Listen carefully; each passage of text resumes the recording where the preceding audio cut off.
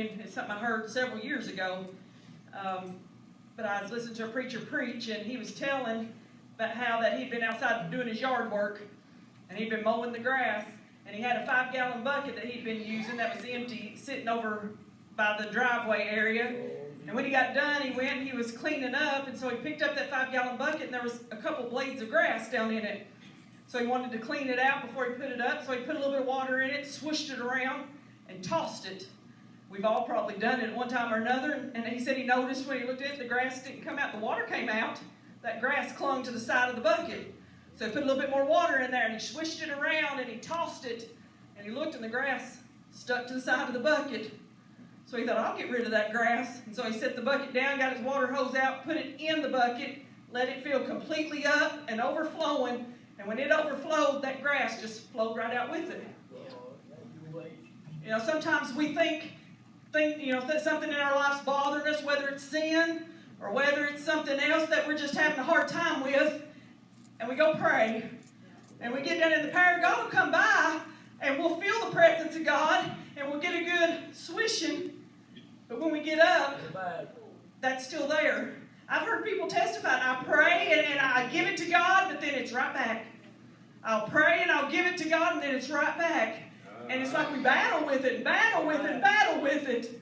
But when that came to me yesterday or the day before, I don't remember when it was, and I got to dwelling on that and thinking on it, and I thought, if we will get a good overflowing of the Holy Ghost where He fills us up so good and overflows us, that thing that's bothering us, that we seem to be battling with, that just won't let go, it'll have to go. It'll flow right out of there, and it'll flow right over, and it'll be gone. And I can't help but think, every time when I'm thinking about that, I think when I was 15 years old, and many of the things I battled with God dealing with me to get closer to Him, when He filled me with the Holy Ghost at 15 years old, then a lot of those things just went right over. There were a few things I struggled with, but I went back and it just continually got filled up and filled up and filled up, and God helped me with those.